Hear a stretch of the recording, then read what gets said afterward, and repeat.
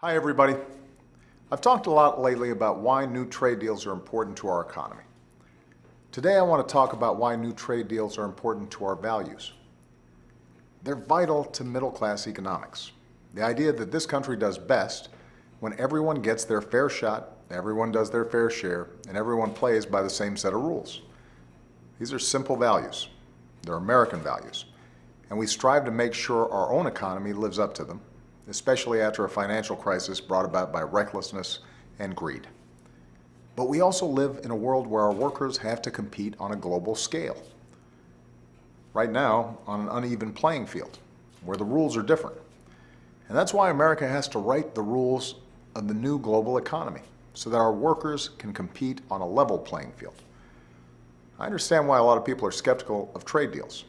Past deals didn't always live up to the hype. They didn't include the kind of protections we're fighting for today. We have lessons to learn from the past, and we have learned them.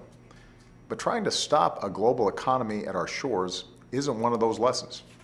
We can't surrender to the future, because we are meant to win the future.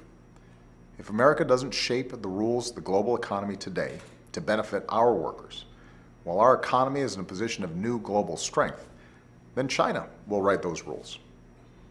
I've seen towns where manufacturing collapsed, plants closed down, and jobs dried up.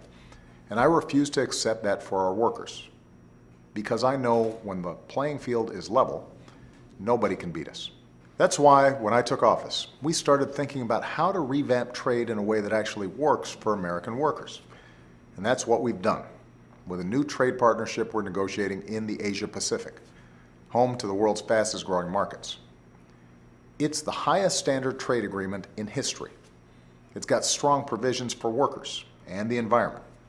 Provisions that, unlike in past agreements, are actually enforceable. If you want in, you have to meet these standards. If you don't, then you're out. Once you're a part of this partnership, if you violate your responsibilities, there are actual consequences. And because it would include Canada and Mexico, it fixes a lot of what was wrong with NAFTA too. So this isn't a race to the bottom for lower wages and working conditions. The trade agreements I'm negotiating will drive a race to the top.